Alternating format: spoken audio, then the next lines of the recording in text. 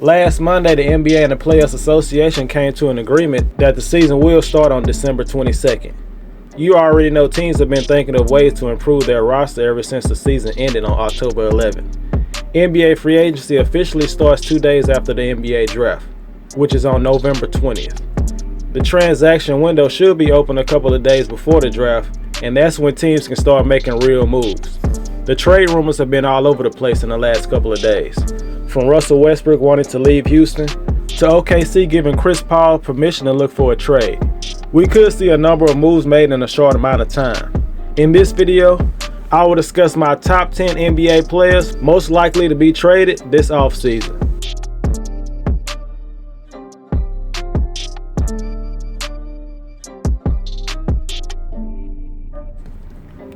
Much like Danny Green, the Lakers fans have been hard on Kyle Kuzma.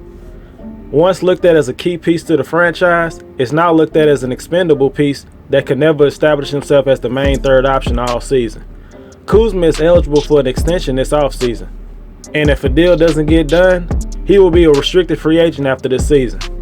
Even though he had a decline in his production this past year, Kuzma still made timely shots and showed more effort on the defensive end of the floor. If the Lakers can get an established veteran by trading Kuzma, they should do it. But if they don't get a deal done, they shouldn't feel bad about it.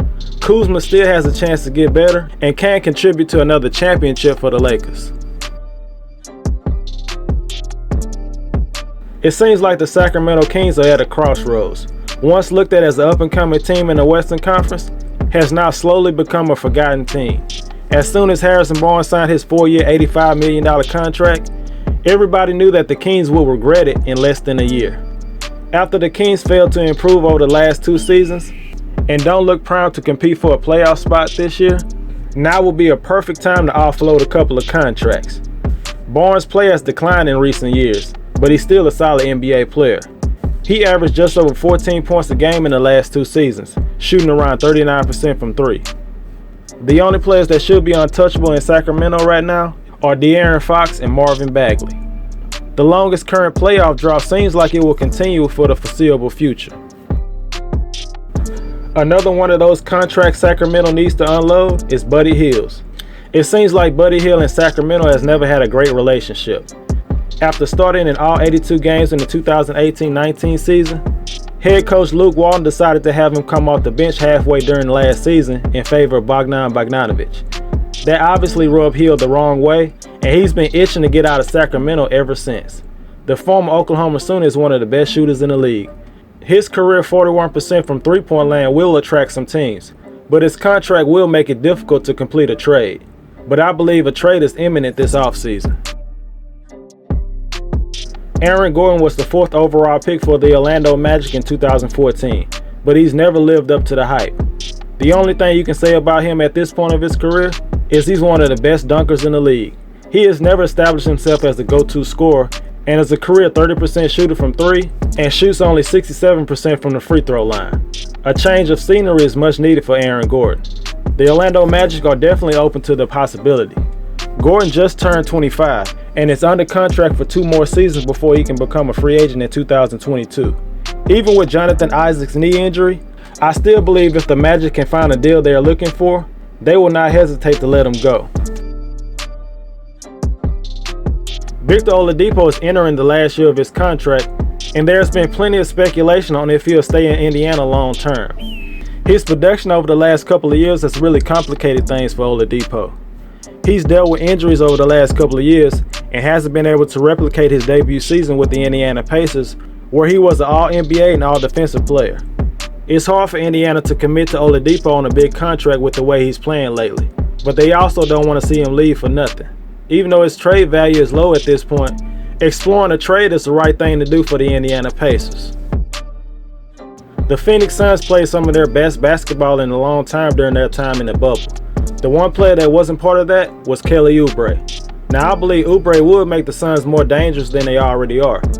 But I also believe if the Suns were to add an all-star to their team, then Kelly Oubre will be the first one to be traded. Oubre just played his most consistent season in the NBA since being drafted 15th overall in 2015. This athletic freak shot 35% from deep last season, and he's still only 24 years old. Oklahoma City and Golden State seems like the two teams that are more than likely to add Oubre in the trade. With Mikal Bridges and Cam Johnson on the team, the Phoenix Suns can afford to lose Oubre. There have been rumors about Gordon Hayward ever since the Celtics got eliminated by the Miami Heat in the conference finals. It's more than likely that he opts into his $30 million player option because it'll be hard for him to make up that kind of money. With Jason Tatum and Jaylen Brown becoming two of the best young stars in the league, Hayward has become expendable, and they could use him to upgrade a much-needed position, the big man position. The Celtics' weakest link is their big man position. They need a big man who is a threat on offense and can play defense. A name like LaMarcus Aldridge comes to mind as a possible name that the Celtics could trade for. The Detroit Pistons are going into a rebuild, and they need to trade their veteran players on the team like Derrick Rose and Blake Griffin. But unlike Griffin, D Rose can still give you good production and is on a team-friendly contract. D Rose was one of the players that many GMs thought would be traded before the trade deadline last season. With this ability to put the ball in the basket, a lot of contenders are looking to upgrade their scoring off the bench. Teams like the Lakers and the Warriors are definitely looking for veterans that have played big minutes in the playoffs. I'll be surprised if D Rose is still on the Pistons when the season starts on December 22nd. Chris Paul had a great season with OKC and re-established himself as one of the best point guards in the league. Not many players were better than him in the clutch during the regular season. But with OKC eventually going into a rebuild, it will make sense for them to trade CP3 sooner rather than later. Paul still has some gas left in the tank and could put a championship contender over the top. Like I said earlier, OKC is giving Paul permission to seek a trade to another team. It seems like a trade to the Phoenix Suns could be the spot where he goes. And Kelly Oubre will more than likely be the player that OKC will want in return. It seems like Jrue Holiday has been in trade rumors more than any other player in the NBA. His two-way ability and veteran presence is what a lot of teams are looking for. Whether you're a team trying to make the playoffs like the Timberwolves or a championship contender trying to get over the hump like the Golden State Warriors. Holiday has not formally requested a trade from the Pelicans, but the team has made it clear that he's available at the right price. If there's one player that is most likely to be traded this offseason, it's Jrue Holiday.